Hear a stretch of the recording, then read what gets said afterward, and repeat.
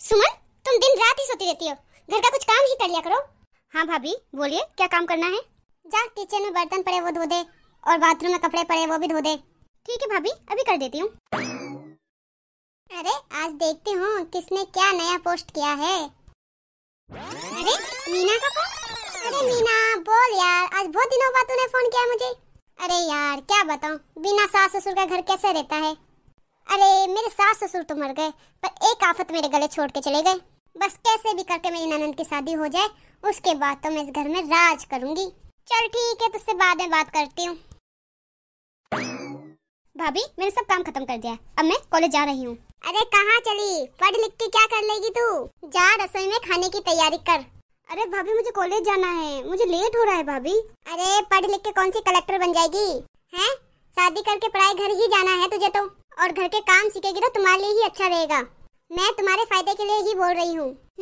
कल को ससुराल वाले बोलेंगे ननद को कुछ नहीं सिखाया, माँ मर गई तो ननद के ऊपर ध्यान नहीं दिया इसकी भाभी ने। अरे क्या हुआ सुमन? भैया मुझे कॉलेज जाना है, मुझे लेट हो रहा है, पर भाभी मुझे घर का काम सीखने को बोल रही है। अच्छा जी, अब तुम मेरी चुगलियाँ कर रही है अपने भैया से? अरे मैं तो तुम्हारे लिए ही सोच रही थी, ताकि तुम अपने मम्मी पापा की कमी महसूस ना हो। तुम्हारी शादी सुमन मेरे को तुम्हारे भैया को ही मिलकर करनी पड़ेगी ना, इसलिए तुम्हें काम सीखने को बोल रही थी। अब तुम ही बताओ, मैंने कुछ गलत बोला क्या? नहीं नहीं, तुम ठीक बोल रही हो राधा। सुमन तुम्हारी भाभी अब तुम्हारी माँ के बराबर है, वो जो बोलती है वो करो तुम, वो तुम्हारे लिए अच्छा ही सोच रही है। ठीक है भैया। अरे राधा तुम क्यों उदास हो रही हो?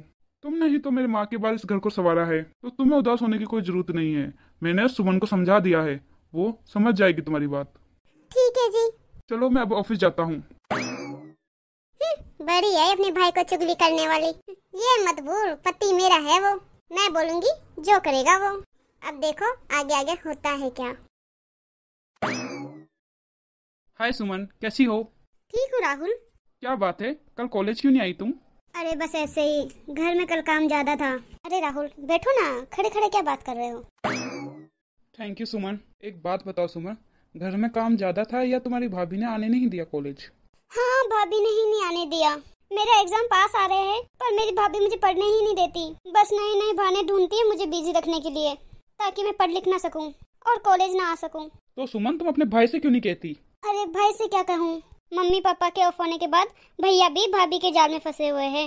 भाभी की तरह वो भी मुझ पे चिल्लाते रहते हैं, ऐसा लगता है मैं उन पे बोझ हूँ।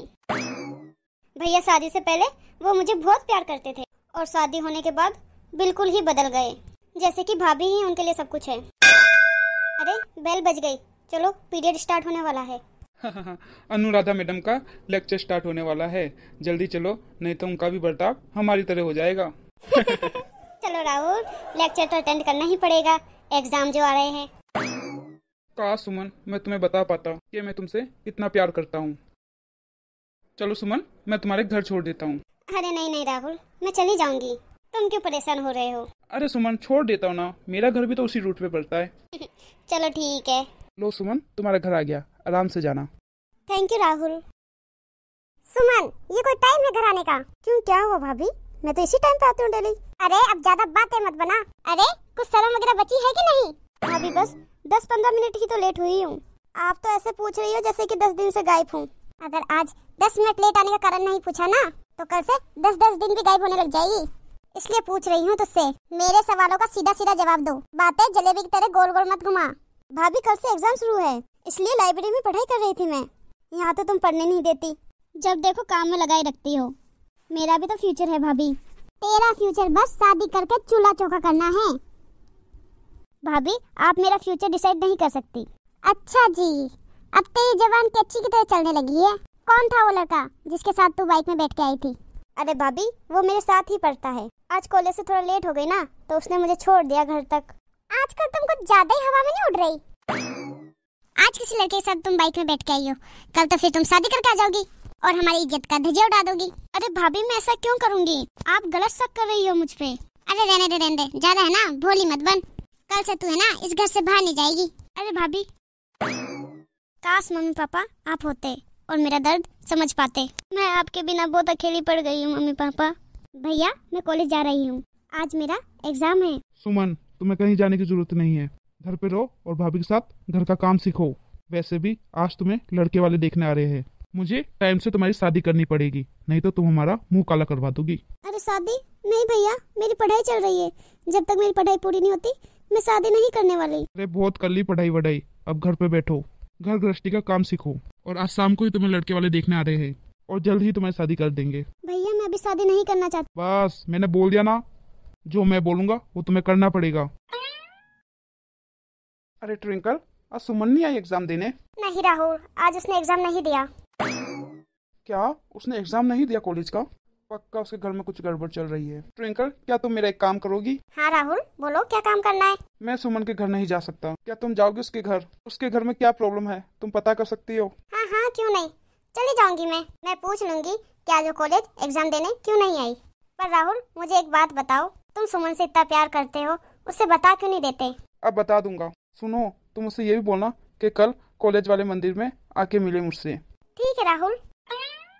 क्या हुआ सुमन, आज एग्जाम देने तुम कॉलेज क्यों नहीं आई? दरअसल ट्विंकल, मेरे भैया भाभी ने मेरी शादी तय कर दी है और वो मुझे आगे और नहीं पढ़ा सकते, इसलिए मैं कॉलेज नहीं आई। ठीक है सुमन, मैं तुम्हारा डर समझ सकती हूँ। तुम्हें राहुल ने कॉलेज वाले मंदिर में मिलने बुलाया है कल। ठीक है ट्विंकल, मैं मिल लूंगी कल उससे। राहुल, मेरे भैया भाभी मेरी शादी किसी आधे बूढ़े आदमी से करवा रहे हैं। वो एकदम गवार और गांव के आदमी है और देहाती है, और शादी के बाद मुझे गांव में रहना पड़ेगा। भैया भाभी ने तो मेरा रिश्ता भी पक्का कर दिया है।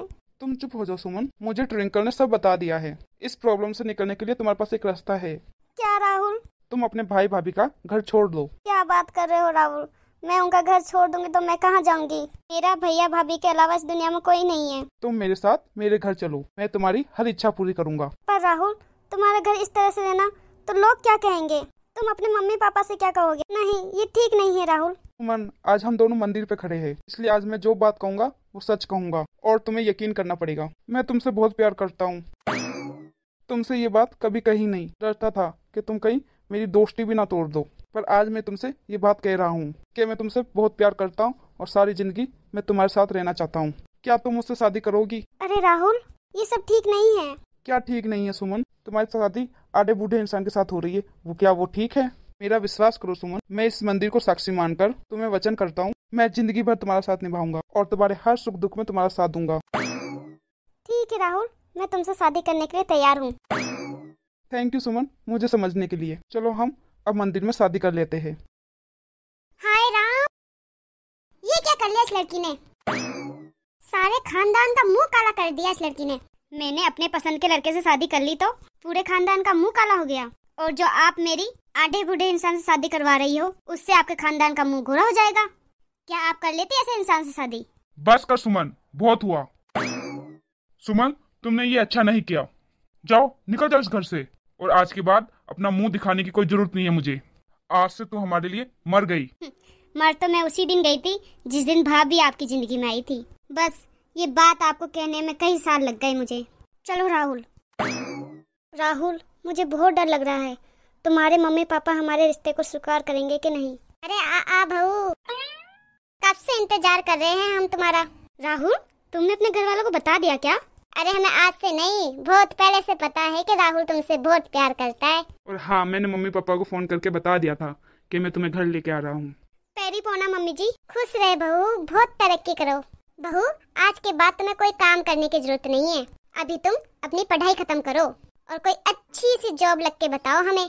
तू मेरी बहू नहीं, बेटी है। अरे क्या हुआ बहू, रो क्यों रही है? आज मुझे मेरी माँ की याद आ गई, वो बिल्कुल आपकी तरह थी। और ये खुशी के आंसू है मम्मी जी कि मेरी माँ के रूप में आप मिली। बेटा, आज के बाद मैं तेरी माँ हूँ तो तुझे तेरी माँ की याद बिल्कुल नहीं आनी चाहिए। तू जो चाहेगी वो इच्छा पूरी करूंगी मैं। भगवान ने बहू की जगह मुझे एक बेटी दी है, और खबरदार आज के बाद पढ़ाई के अलावा कोई और काम किया तो। बिल्कुल नहीं मम्मी जी। भगवान ऐसा ससुराल हर लड़की को दे जो लड़की को बहू नहीं बेटी माने, मायके की याद ना आने दे। और आप सबको हमारी वीडियो अच्छी लगी हो तो लाइक, कमेंट और सब्सक्राइब जरूर कर देना।